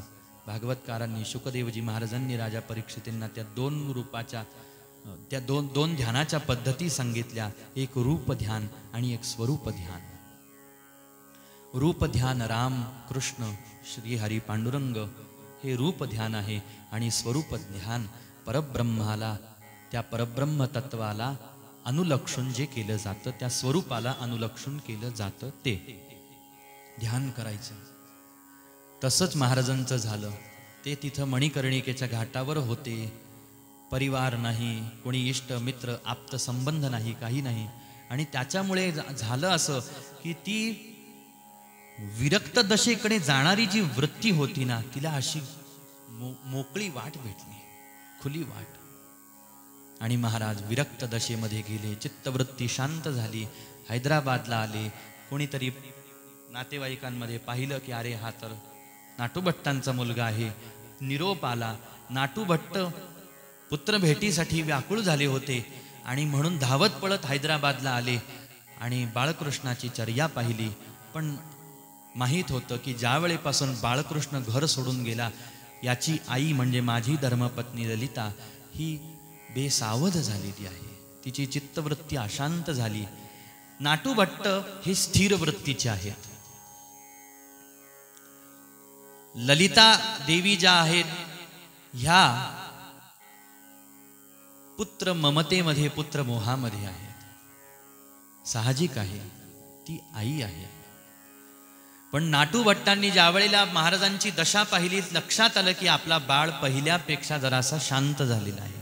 पण ठीक आहे, आईसाठी म्हणून याला घेऊन चलू. कसं होतं पहा, माहिती आहे का, कधी कधी आपण जातो सुद्धा बरं का विरक्त दशेमध्ये, पण वडिलाला पाहिलं की, आईला पाहिलं की, भावाला पाहिलं की, बहिणीला पाहिलं की, धर्मपत्नीला पाहिलं की, छोटे छोटे खेळणारे लेकरं बाळं पाहिले की, घरदार पाहिलं की ना, आपली वृत्ती पुन्हा या भावावरती, या भौतिक स्तरावरती आपली वृत्ती येऊन जाते. येऊ नये याच्यासाठी सुद्धा अनेक उपाय आहेत, पद्धती आहेत. त्याच्यासाठी एकच मार्ग असा आहे पहा, एकतानता, अखंडितता, तैल धारवती सतत क्रिया, सातत्य. आणि मग ज्या वेळेला आईनं बाळकृष्णांना पाहिलं, धावत पळत आल्या आणि आलिंगन दिलं, मिठी मारली. ह्या ज्या काही क्रिया आहेत महाराज, याचे सामान्य व्यक्तीवरती होणारे परिणाम, तर आई ही ममतेनं भारलेली आहे, भारावलेली आहे, परंतु महाराजांवरती त्याचा परिणामही झाला नाही. आईच्या लक्षात आलं, महाराज घर सोडून इथं आले, वावरले. आता इथून पुढं काय झालं? महाराजांचे अनुभव काही भक्तांना आले, जेणेकरून पिशाच्या परिवृत्ती दावी जनाला, असा जरी हा आहे तरी सुद्धा परी अंतरी ज्ञान भानू उदेला. आणि याची लीला, जयाची लीला नकळेची कोणा, म्हणून अशा त्या नमस्कार माझा बाळकृष्ण प्रभूला. म्हणून भक्तांनी त्यांचे चरण पकडले, त्यांचा सहवास घेतला आणि त्यांच्या संगतीमध्ये राहायला लागले. याला कारण अनुभव प्राप्त व्हायला लागले. आता या अनुभवामध्ये सुद्धा दोन भाग पडतात. एक भौतिक अनुभव आहे आणि एक आध्यात्मिक अनुभव आहे. भौतिक अनुभव जर का आपल्याला एखाद्या वेळेला आले नाहीत, म्हणून अनेकांनी साधूंची संगत सोडली. मुळात त्यांना हे लक्षातच आलं नाही की साधूंची संगती ही भौतिक अनुभवाकरिता नसून पारमार्थिक अनुभवाकरिता आहे. भौतिक अनुभव म्हणजे काय? मी त्यांना नवस केला, माझं असं झालं पाहिजे, आणि तो नवस पूर्ण झाला. आता महाराज नवस पूर्ण करत नाहीत का आपले? करतात ना. विवाह होत नसेल, महाराजांना नवस केला तर होतो मी नाही म्हणणार असं, कारण मला काय माहित. पण भक्तांनी आपले अनुभव चरित्रकारांनी वर्णन केले ना, की महाराजांना नवस केले, नवस पूर्णही करून घेतले भक्तांनी. महाराजांनी त्यांचे नवस पूर्ण केले, त्यांनी नवस फेडले. असे एक दोन प्रसंग महाराजांच्या चरित्रात प्रत्यक्ष आहेत. असे कित्येक प्रसंग असतील महाराज जे चरित्रात आले नाही म्हणून घडले नाहीत का? घडले ना. याचा अर्थ भौतिक अनुभव महाराजांचे आले, येत आहे, येतील, येतात. एका साधूचे नाही महाराज, सगळ्याच साधूंचे भौतिक अनुभव सगळ्या भक्तांना येत असतात. पहा, भौतिक अनुभवाला एक सामान्य परिचयाचा शब्द सगळ्यांचा आहे, चमत्कार. हे चमत्कार जर का आपण प्रत्येक महापुरुषाची पोथी चरित्र उघडून पाहिलं तर प्रत्येक महापुरुषाच्या चरित्रामध्ये चमत्कार आहेत. देवाच्याही चरित्रामध्ये चमत्कार आहेत. हे चमत्कार त्या स्तरावरच्या माणसांना साधूंच्या संगतीची प्रेरणा देण्यासाठी असतात, ज्यांच्या अंतःकरणामध्ये अजून अध्यात्म ज्ञानाची, भक्तीची साड उत्पन्न झालेली नाही. देवासाठी तर निदान देहासाठी तरी साधूकडे येतील. नाही उद्धारासाठी तर निदान घरादारासाठी तरी साधूकडे येतील. नाही भवरोग दूर करण्यासाठी, पण थंडी ताप दूर करण्यासाठी तरी साधूकडे येतील. येतील की नाही? या भावनेने पुढच्या भक्तांना मार्गदर्शन व्हावं म्हणून ते अनुभव लिहिलेले असतात बरं का. असा एक भाव आहे. असे अनुभव अनेकांना आले, परंतु असे अनुभव येतही राहतील. आपल्याला जो अनुभव घ्यायचा आहे त्यांच्या प्रागट्याचा किंवा त्यांच्या सहवासाचा, संगतीचा, तो अनुभव आहे त्यांच्या जवळ असलेल्या ज्ञानाचा. वास्तविक ते जे आहेत ना, ते तसेच्या तसे आपल्याला पाहिजे, त्यांच्या जवळचं नको आपल्याला. मुळामध्ये आता पहा, इथं एक स्पष्टीकरण आपण करून पुढे चालू. साधू जवळ ज्ञान आहे का साधूच ज्ञान आहे? याला उत्तर आहे साधू ज्ञान आहे. मूर्तिमंत ज्ञान म्हणजे साधू आहेत. मूर्तिमंत ज्ञान म्हणजे आपले गुरु महाराज आहेत. महाराज म्हणून साधू जवळ ज्ञान नाही, ज्ञानच साधू आहे किंवा साधूच ज्ञान आहे. आणि माऊली सुद्धा गुरु महाराजांकडे त्याच भावनेने पाहतात. म्हणून म्हणतात की मावळवीत विश्वाभासू नवल उदयला चंडांशू. अर्थात माझ्या जीवनामध्ये विश्वाचा आभास नाहीसा करणारा तो ज्ञान सूर्य प्रगट झाला. नवल उदयला चंडांशू हे माझ्या जीवनातलं काय आहे? आश्चर्य आहे, कौतुक आहे, परिपाक आहे साधनेचा, सेवेचा, तपाचा, सकल क्रियेचा, पुण्याचा, जन्मजन्मांतरीच्या प्रतीक्षेचा. परिपाक म्हणजे काय? साधूंचं ज्ञानस्वरूप जे आहे ते ज्ञानस्वरूप आपल्याला अनुभवाला येणं. अर्थात हे ज्ञानमूर्ती आहेत आणि यांच्याकडून मला ते परम ज्ञान प्राप्त होणार आहे. हा श्रद्धा, विश्वास, भाव प्रगट होणं, जागृत होणं.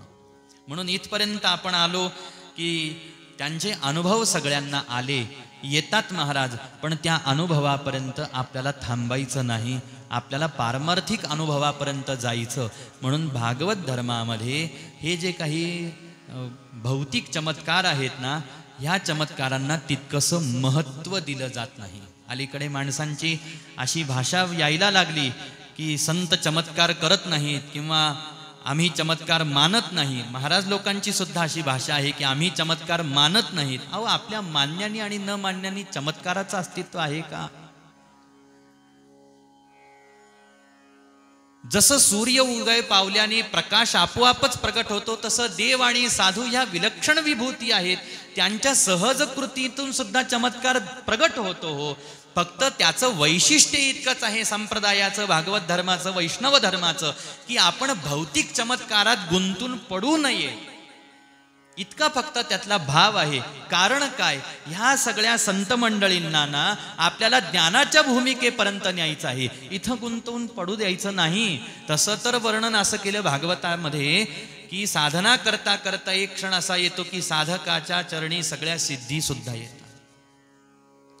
याच नमनाच्या पुढच्या भागामध्ये असं सांगितलेलं आहे, पहा, त्या सिद्धी साधकाला ज्या वेळेला भेटतात,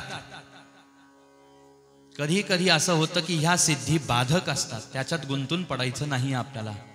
म्हणून गुरु महाराजांना जर का कळालं की या साधकाजवळ आता त्याच्या साधनेच्या परिणामाने सिद्धी आलेल्या आहेत, साधकाला जरी कळालं नाही, गुरु महाराजांना कळालं, पण गुरु महाराज त्या थांब्यावरती त्याला थांबूच देत नाहीत, असे झटकन पुढे नेतात. साधकाला पुढे गेल्यानंतर कळतं की मला सिद्धी प्राप्त व्हायच्या पायरीपर्यंत मी आलो होतो, म्हणजे मला त्या हार घालायलाच तयार होत्या, पण यांनी ती वरमाला माझ्या गळ्यात पडू दिली नाही, ब्रह्मचारीच पुढे नेला. म्हणजे ती जी सिद्धी आहे ती माझ्याशी लग्न करायला येऊन उभी राहिलेली होती, पण लक्षात आलं की आपल्याला ही बंधनामध्ये टाकणारी आहे. आपलं जे स्थान आहे, थांबा जो आहे, हा इथं नाही, पुढं आहे, ज्ञानाच्या भूमिकेवरती आहे. बस असे अनुभव प्राप्त होऊन तेवढ्या अनुभवापुरतच साधूला आपल्या जीवनामध्ये मानणं नाही महाराज, हेही प्रागट्य झालेलं नाही अजून. आता त्याच्या पुढच्या पायरीवरती आपण येऊ. आणि मग काही भक्तांना ज्या वेळेला हे जाणीव होते हृदयाला की नाही, साधू आहेत, महात्म्य आहेत, आता यांचा कृपा प्रसाद आपल्या पदरामध्ये पडला पाहिजे. कारण तिसऱ्या टप्प्यावरती आलो आपण, साधू भेटले पण दिसले, पण ओळखणं अवघड, ओळखल्या गेले. या ज्या सगळ्या शक्यता आहेत ना महाराज, हे घडतं कसं? एका बाजूला सांगितलं दिसत नाहीत, विरळे आहेत, भेटत नाहीत, विरळे आहेत, भेटले, ओळखायला येत नाहीत, ओळखायला आले, पहिले दिसत नव्हते, दिसले, भेटले, ओळखायला येत नव्हते, ओळखायलाही आले. मग हे कसं व्हायला लागलं? हे नाही नाही जे होतं ते हो हो मध्ये कसं बदलायला लागलं? याला कारण आहे कृपा. याला कारण एकच सांगितलं त्यांनी, कृपा. आणि तशी कृपा त्या त्या स्तरावर कृपा होत गेली पाहिजे आपल्यावर. सुरुवातीला विरळ्या असलेल्या साधूची भेट झाली पाहिजे अशी कृपा. समोर आलेल्या त्या महात्म्याला ओळखण्याची कृपा आपल्यावरती झाली पाहिजे. महात्म्याला ओळखल्यानंतर त्याचा संग प्राप्त होण्याची कृपा झाली पाहिजे. त्यांचा संग सेवा प्राप्त झाल्यानंतर आता त्यांच्याकडून आपल्याला ते ज्ञान तो बोध प्राप्त होण्याची ही कृपा आपल्यावरती झाली पाहिजे. इथपर्यंत कृपाच कार्य करते. ना आपण काही करतो ना आपली साधना काही. फक्त ती साधना कृपा व्हावी, त्यांचं आपल्याकडे लक्ष जावं म्हणून ते हाक मारणं असतं. हाक मारणं असतं, आवाज देणं असतं. मी हे करून पाहतो, करताल का कृपा माझ्यावर? मी ते करतो. करताल का कृपा माझ्यावर? मी हे करून पाहतो. करताल का कृपा माझ्यावर? अशा पद्धतीचे ते सगळे प्रयत्न चाललेले असतात. खरी कृपा आपल्यावर सद्गुरूंची कधी होते? ज्या वेळेला ते तुमच्या माझ्यासमोर प्रगट होतात. कसे प्रगट होतात? तर या ज्ञानसूर्याच्या रूपाने त्यांचं प्रागट्य आपल्या जीवनामध्ये होत असतं. असे ते प्रगट झालेले आहेत. एकदा त्यांच्या त्या अशा प्रगट होण्याचा सोहळा आपण करतोय. पण आता असे जन्माला आलेले साधू, आपले सद्गुरू आपल्या प्रत्येकाच्या जीवनात, प्रत्येकाच्या हृदयात प्रगट व्हायचे आहेत. काहींचे झाले असतील, पण मी असं म्हणेल की प्रगट व्हायचे आहेत.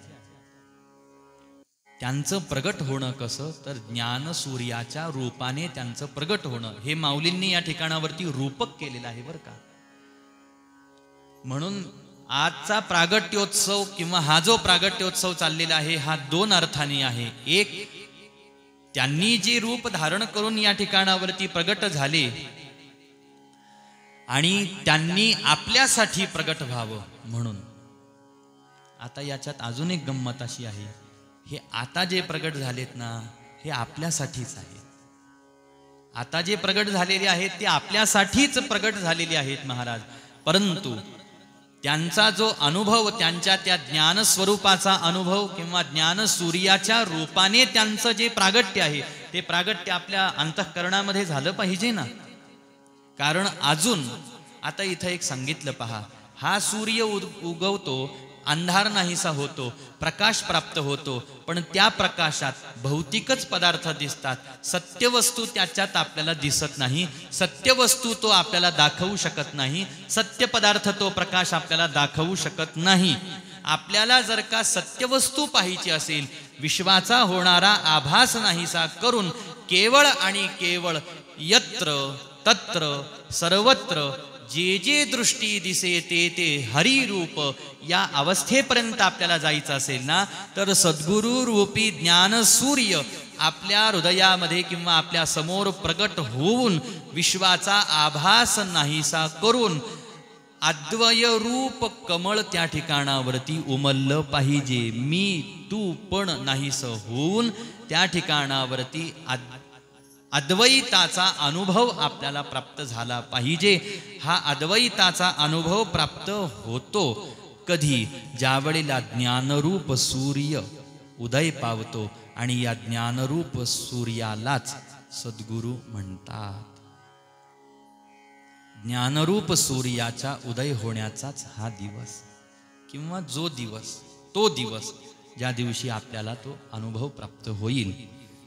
म्हणून सगळे प्रयत्न कशासाठी?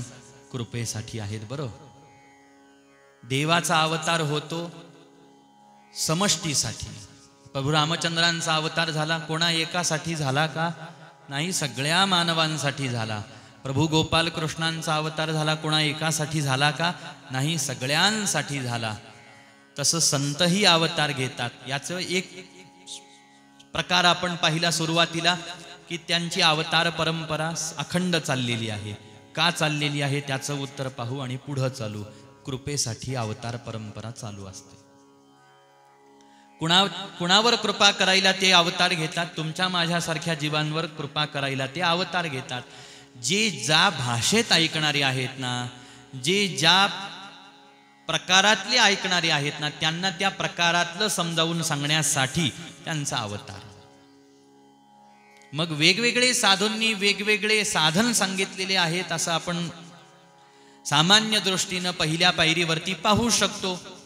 कोणी दान सांगितलं, कोणी जप सांगितला, कोणी तप सांगितलं, कोणी तीर्थयात्रा सांगितली, कोणी असं सांगितलं, कोणी ते, कोणी हे.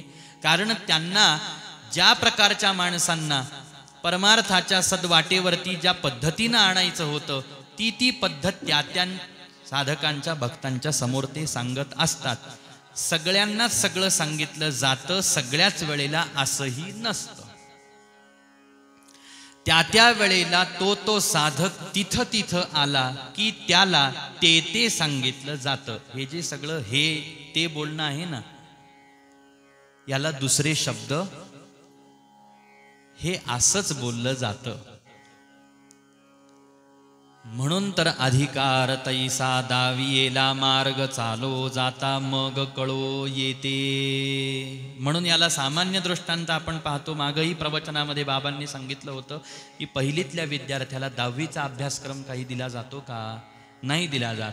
आणि पहिलीतल्या विद्यार्थ्यांनी जर का पाहिलं की गुरुजी त्या वर्गात जाऊन ते शिकवतात आणि तो तिथं जाऊन गारणं करायला लागला, म्हटले काय हो तुम्ही गुरुजी आहात आमचे, शिक्षक आहात आमचे, भेदभाव करायला तुम्हाला शोभतं?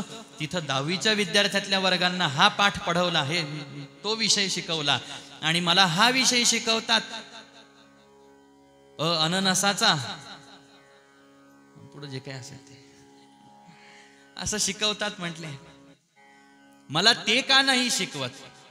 ते फक्त इतकंच म्हणू शकतील, ज्या दिवशी तू या वर्गात पास होऊन तिथं येशील बेटा, मी तुला ते शिकवेन.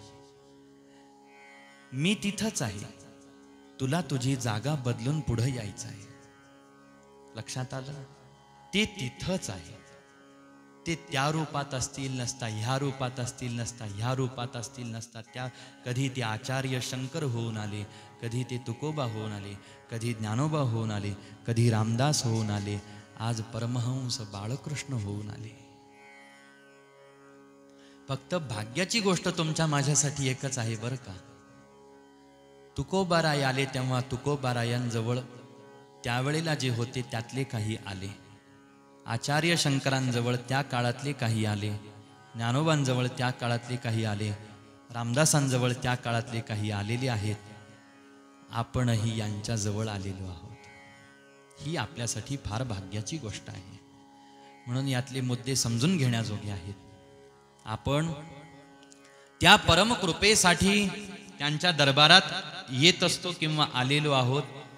म्हणून नाही काही झालं तरी सुद्धा त्यांची कृपा माझ्या पदरामध्ये पडली पाहिजे, बोध प्रगट झाला पाहिजे. आपण श्रावणी पौर्णिमेला प्रवचन पाहिलं की साधू बोध झाला तो होतो, कशा पद्धतीनं होतो तर त्या बोधाचंही स्वरूप आपण पाहण्याचा जरासा प्रयत्न केला तर त्या दिवशी जो बोध शब्द आपण पाहत होतो ना, त्या दिवशी जो ज्ञान शब्द आपण पाहत होतो ना, त्याच बोधाला त्याच ज्ञानाला माऊली ज्ञानोबारायांनी या ठिकाणावरती उपयोगात आणलं की तो बोध म्हणजे काही दुसरा नाही बरं, माझे गुरु म्हणजेच तो बोध आहे, माझे सद्गुरु म्हणजेच ते ज्ञान आहे.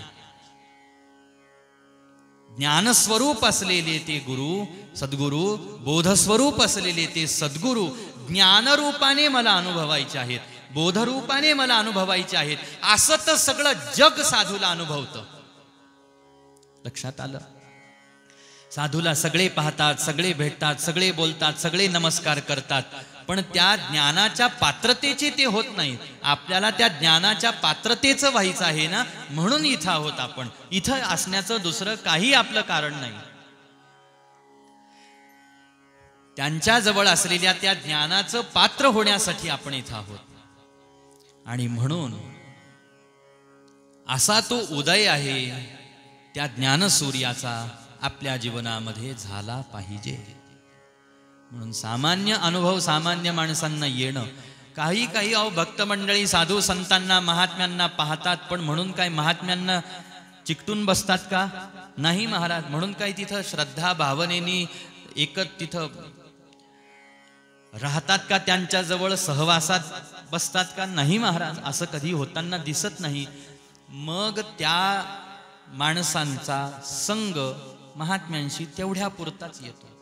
आता सांगा, त्या सद्गुरून, त्या गुरूंचं, त्या गुरुमूर्तीचं, त्या साधूमूर्तीचं, त्या संतमूर्तीचं त्या माणसांमध्ये जाऊन जो व्हायला पाहिजे तो फायदा झाला का? नाही झाला. फक्त इतकं होतं की महापुरुषाच्या संगतीत काही काळ माणसं राहिले तर 4 उपदेशाचे शब्द त्यांना ऐकायला भेटतात. चांगल्या गोष्टी त्यांच्या कानावरती येऊन पडतात आणि तेवढ्या वेळच्या संगाने त्याचं पाप ताप जे काही आहे ना, पापम तापम काय, गंगा पापम शशी तापम दैन्यं कल्पतरुस्तथा पापम तापम च दैन्यंच हरेत श्री गुरुदर्शनम. गुरुदर्शनाने, संत दर्शनाने त्यांचं पाप ताप त्या ठिकाणी नाहीसं होतं. एवढा परिणाम होतो. श्रद्धा उत्पन्न झाली पाहिजे. श्रद्धा उत्पन्न होऊन ज्ञानाची अपेक्षा उत्पन्न झाली पाहिजे आणि ज्ञानाची अपेक्षा उत्पन्न होऊन त्यांनी कृपापूर्वक आपल्याला ते ज्ञान दिलंही पाहिजे. इथपर्यंत हे सगळे प्रवास आपला जाऊ शकतो किंवा गेला पाहिजे, असा हा सगळा भाग आहे. असं हे प्रागट्य गुरु महाराजांचं आहे. ज्ञानरूपाने तो ज्ञानसूर्य आपल्याही जीवनामध्ये उदयाला आला पाहिजे. म्हणून गुरु महाराजांच्या चरणावरची आपली श्रद्धा उत्तरोत्तर वाढत गेली पाहिजे.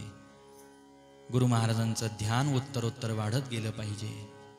गुरु महाराजांच्या चरित्राचं, लीलेचं स्मरण आपलं उत्तरोत्तर वाढत गेलं पाहिजे. रोज गुरु महाराजांचं स्मरण झालं पाहिजे आपल्याकडून. रोज दर्शन झालं पाहिजे आपल्याकडून. जिथं असू तिथं गुरु महाराजांच्या परमपवित्र बाळकृष्ण नामाचा उच्चार झाला पाहिजे, स्मरण झालं पाहिजे. तसं तर शास्त्र असं सांगतं, मर्यादा अशी सांगते की गुरुनाम आपल्या मुखाने कधीही आपण उच्चारू नये. नसता फार मोठा दोष लागत असतो. सत्शिष्याला गुरुनाम घेण्याचा अधिकार नाही. स्वतःचं नाव घेऊ नये कधी. व्यक्तीनं आपलं नाव सांगत असताना सुद्धा बेधडक स्वतःचं नाव कधी घेऊ नये. असे काही नियम आहेत शास्त्राचे. आपलं नाव घेऊ नये, सद्गुरूंचं नाव घेऊ नये. परंतु त्या नामाचं स्मरण आपल्याकडून झालं पाहिजे उत्तरोत्तर. श्रद्धा उत्तरोत्तर वृद्धिंगत झाली पाहिजे. आपलं मन त्यांच्या चरणाजवळून, त्यांच्या चरित्र लीलेपासून आपलं मन जे काही आहे ते कुठंही बाजूला भरकटता कामा नये. एवढीच कृपा त्यांनी करावी तुमच्या माझ्यावरती. पुन्हा पुन्हा पुन्हा पुन्हा त्यांच्या चरणाजवळ त्यांनी तुम्हाला मला आणावं. आणि ज्या कृपेसाठी, ज्या अनुभवासाठी त्यांचं प्रागट्य असतं, तो अनुभव आपल्याला या माध्यमातून व्हावा, अशी कृपा त्यांनी काहीतरी आपल्यावरती करावी. नसता मग हा जन्म नाही तर याच्या पुढचा जन्म, याच्या पुढचा नाही तर त्याच्या पुढचा जन्म, असे अनेक जन्म आपल्याला घ्यावे लागतील. आणि कधी काळी जर का त्या जन्मामध्ये आपल्याकडून सेवा साधना झाली, श्रद्धा भक्ती विश्वास आपला वृद्धिंगत झाला. आता कित्येक भक्त मंडळी महाराज सगळ्या सत्शिष्यांपर्यंत हा मॅसेज जो काही आहे तो आपण पोहोचवण्याचा प्रयत्न करत असतो किंवा केला याही वेळेला, की गुरु महाराजांच्या प्रागट्योत्सवासाठी सगळ्यांनी उपस्थित राहायचं आहे. काही भक्त मंडळी असे आहेत जे वर्षातून अनेक वेळेला गुरु महाराजांच्या चरित्राचं पारायण करतात. काही मंडळी भक्त मंडळी अशी आहेत की त्यांच्याकडून या निमित्ताने वर्षभरातून एक वेळेला पारायण होतं प्रागट्योत्सवाच्या निमित्ताने. काही भक्त मंडळी अशी आहेत महाराज की ते पारायणही करत नाहीत, पारायणाला उपस्थितही नाहीत, उत्सवालाही उपस्थित नाहीत. आणि आज निदान महाराजांचं प्रागट्योत्सव आहे याचं त्यांना स्मरण असेल की नाही कदाचित हेही आपल्याला काही सांगता येणार नाही. आता ही वेगळी गोष्ट आहे की आपल्यालाही या सगळ्या गोष्टींचं कधी काळापर्यंत विस्मरणच होतं. पण कोणत्या ना कोणत्या माध्यमातून आपण गुरु महाराजांशी जोडलेलो आहोत, कोणत्या ना कोणत्या माध्यमातून उत्सवांमध्ये आपला सहभाग साऱ्यांचा चाललेला आहे. पण अजून एक मनामध्ये अशी फार मोठी इच्छा होती की गुरु महाराजांचा उत्सव आणि गुरु महाराजांच्या संदर्भातले समर्पित 2 मोठे उत्सव, एक गुरुपौर्णिमा उत्सव आणि एक प्रागट्योत्सव, हे गुरु महाराजांच्या संबंधातले प्रगट जे काही आहेत हे महत्त्वाचे उत्सव आहेत, पूर्ण समर्पणाचे उत्सव, की ज्याच्यामध्ये एकही सत्शिष्य गुरुबांधव भगिनी अशी आहे, अशी राहता कामा नये की त्यांनी याचा लाभ घेतला नाही.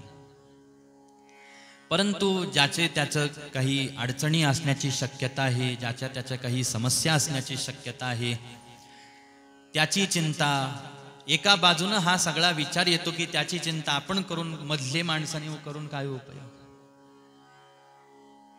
हे पहा, गुरु आणि सत्शिष्याच्या मध्ये तिसरं तसं पाहिला गेलं तर कोणीही नसतं.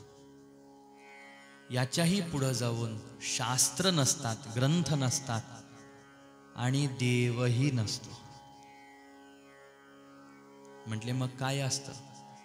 देवाला जाण्यासाठी तर गुरु आणि सत्शिष्य आहे, आणि तुम्ही म्हणतात देवही नसतो. प्रक्रियेत सहभागी होत नाही देव, उभा राहून पाहिल असं मला वाटतं बरं का. बाकी तुम्ही महाराजांना विचारा. हे कशासाठी सांगायचं की देवही नसतो? त्या गुरुत्वाची ती गरिमा आहे, तो अधिकार आहे की सद्गुरु ज्या वेळेला सत्शिष्याला एक बोध देतात त्यावेळेला देवही लुडबुड करत नाही.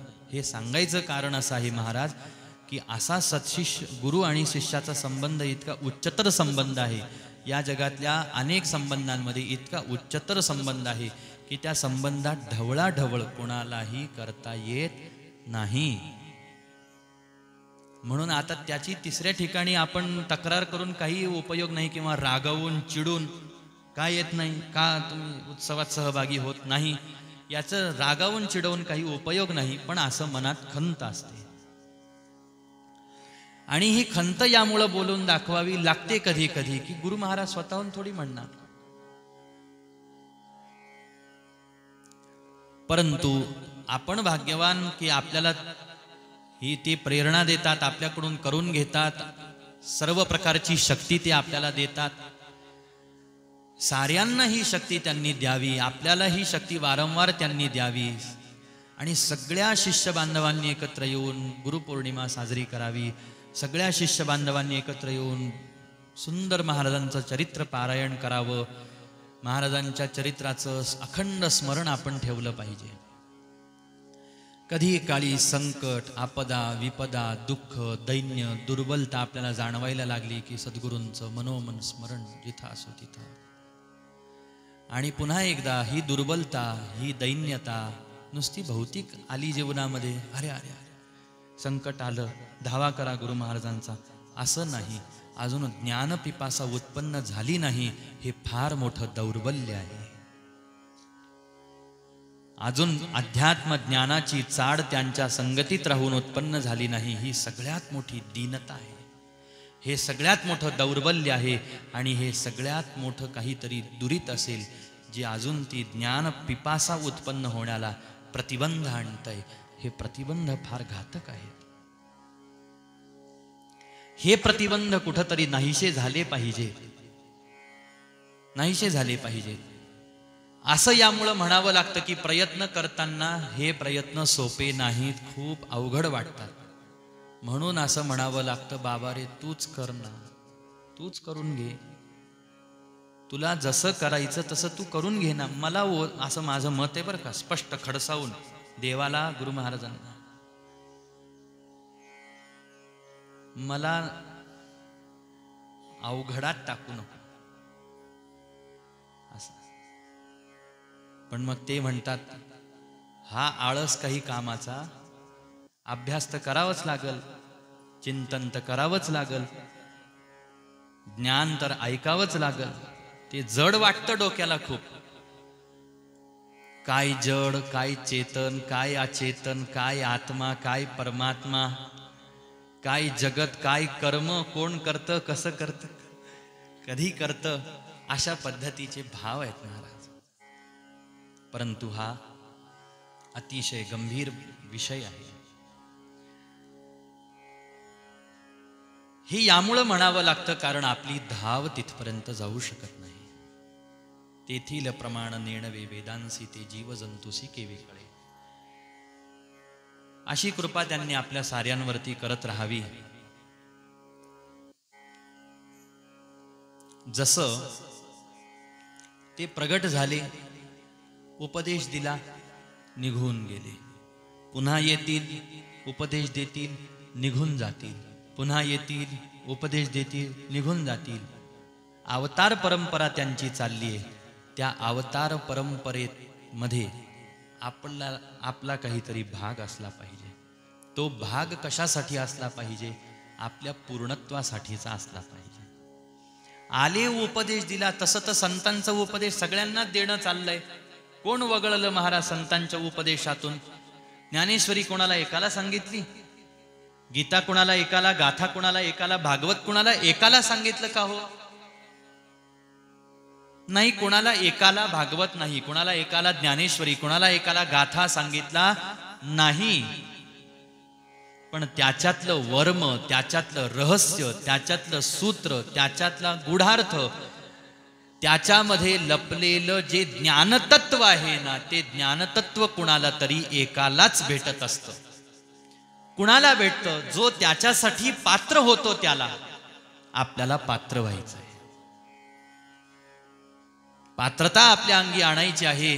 आणि तो ज्ञानसूर्य कधी उदयाला येईल याची वाट पाहायची आहे.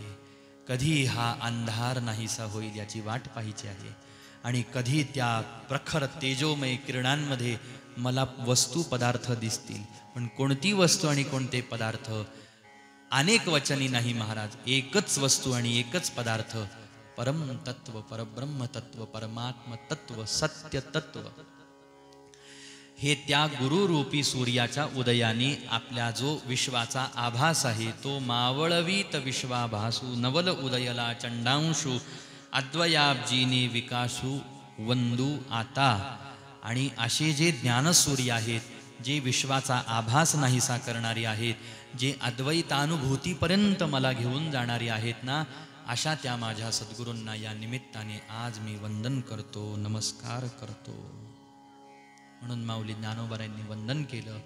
पुढच्याही वंदनाच्या मंगलाचरणाच्या ओव्या तसं पाहायला गेलं तर आहे, पण मला वैयक्तिक त्याच्यावरती बोलणं जड आहे. म्हणून आपलं त्या निमित्ताने ओवी घेऊन आज प्रवचनासाठी ही मंगलाचरणाची 16व्या अध्यायातली ओवी घेऊन जरासं गुरु महाराजांचं स्मरण, त्यांच्या चरित्राचं स्मरण आपण करण्याचा प्रयत्न केलेला आहे. या निमित्ताने आपल्या वाणीला पावित्र्य प्राप्त होतं, कर्णेंद्रिय आपले पवित्र होतात, अंतःकरण पवित्र होतं. कारण हाच तर दिवस असतो. असे निमित्ताने तर देवाचं आणि गुरु महाराजांचं स्मरण आपल्याकडून होतं, त्याच्यावरती प्रकाश टाकला जातो. असं आपण निवांत बसलो आणि त्याच्यावर विचार करू म्हटलं तर तो विचार होत नाही, हा निमित्ताने होतो. म्हणून हे सगळं आपण प्रतिवर्षी उत्सव या ठिकाणावरती संपन्न करत असतो, साजरा करत असतो.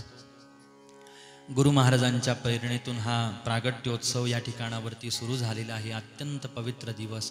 गुरु महाराजांच्या प्रागट्योत्सवासोबतच आज परांबिका भगवती, परमानंद मूर्ती, आनंद स्वरूपा भगवंताची आल्हादिनी शक्ती राधाराणीचंही आज प्रागट्य आहे. राधाराणीचाही प्रागट्य दिवस आज आहे. प्रागट्याचे 2 अर्थ फक्त लक्षात घ्यायचे होते आपल्याला या सगळ्या चिंतनातून. ते प्रगट होतात तर कसे प्रगट होतात? देवही प्रगट होतात, संतही प्रगट होतात. प्रगट होत असताना ते प्रगट होऊन कशासाठी होतात हा त्याचा पुढचा प्रश्न.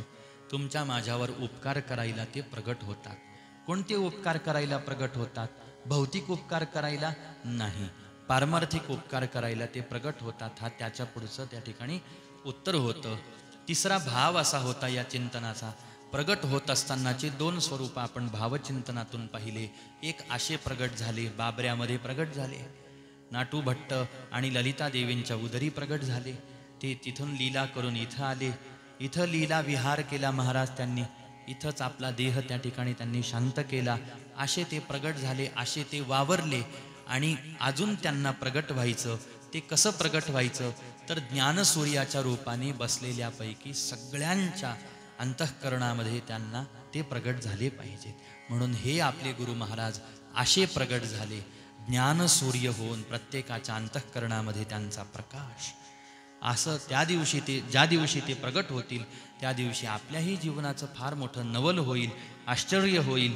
जन्माला आल्याचं सार्थक होईल. जन्मा आलो त्याचे आजी फळ झाले साचे, तुम्ही सांभाळिले संती, भय निरसली खंती, कृतकृत्य झालो, इच्छा केली ते पावलो.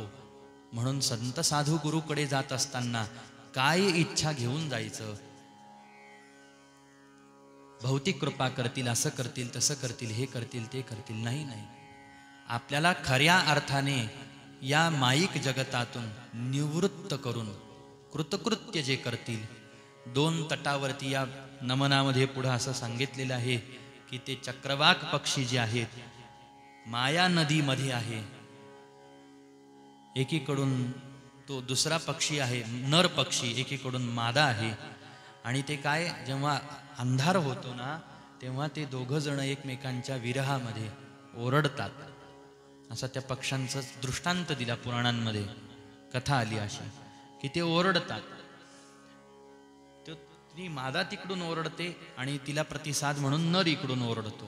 तो तिकडं जात नाही. अर्थात पक्षी आहे, उडून जाऊ शकतात, पण अंधार आहे, आवाज येतोय पण एकमेकांना पाहत नाहीत. मध्ये भली मोठी नदी आहे, असं त्याचं ते स्वरूप सांगितलं. तसं आपल्याही जीवनामध्ये हे द्वैत आहे महाराज. माया नावाची एक भली मोठी नदी आहे, अंधकार सर्वत्र पसरलेला आहे आणि आपणही रडतच आहोत. जसे ते 2 चक्रवाक पक्षी रडतात त्या ठिकाणी, एक त्या तटाला आहे, एक या तटाला आहे. मादा म्हणजे ती बुद्धी आहे जी दुसऱ्याच तटावर आहे, असं ते त्या ठिकाणी वर्णन केलेलं आहे. आणि आत्मज्ञान होण्यापूर्वीची ही दशा, हे रडणं, हे ओरडणं आत्मज्ञान होण्यापूर्वीच आहे की जिथं जीव आणि शिवाची भेट झालेली नाही, परमात्मा ऐक्याचा बोध त्या ठिकाणी झालेला नाही. हा बोध होतो ज्या वेळेला सूर्य उदयाला येतो. आणि मग तसं ते विस्ताराने फार मोठं स्वरूप आहे, पुन्हा कधी संधी भेटली तर.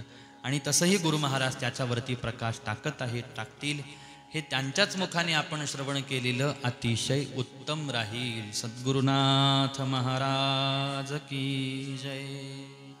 अधिक काय बोलावं, न्यूनते पुरते अधिकते सरते, करो निघेयावे तुमते विनवितू असे. गुरु महाराजांबद्दल, या साऱ्या विषयांबद्दल खूप आपण बोलू शकतो, ऐकू शकतो, पण निमित्ताला ऐकायचं असतं, गायचं असतं. आज महाराजांचं प्रागट्य आहे. अनेक उत्सव आपण साजरे करतो. काही यादी तयार केली होती का?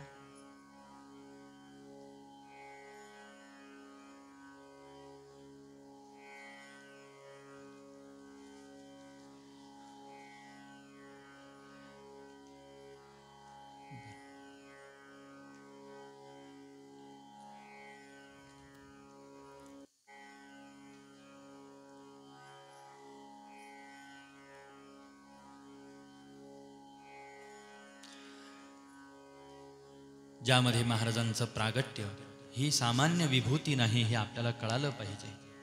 श्रेष्ठ अशी गुरुपरंपरा आहे आपली. भगवान नारायणांपासून आपली गुरुपरंपरा. आपल्याला आपली परंपरा सांगता आली पाहिजे. आपल्याला आपल्या महाराजांचं चरित्र सांगता आलं पाहिजे समोरच्याला, महाराजांचा परिचय देता आला पाहिजे समोरच्याला. आणि आपण स्वतः त्या परिचयाचं स्मरण ठेवलं पाहिजे. त्या स्मरणामध्ये भरपूर आनंद आपल्याला प्राप्त होऊ शकतो. गुरु महाराजांचं चरित्र वाचतानाच इतका आनंद होतो, तर त्याचं स्मरण अखंड जर का आपल्याला राहिलं तर किती. म्हणून नारायणांपासून आपली परंपरा सुरू झाली. आपण श्लोक म्हणतो, नारायण विधी आदिनाथ, बाळकृष्ण जय सद्गुरुनाथ. भगवान नारायण हे आदिगुरु आहेत आपले.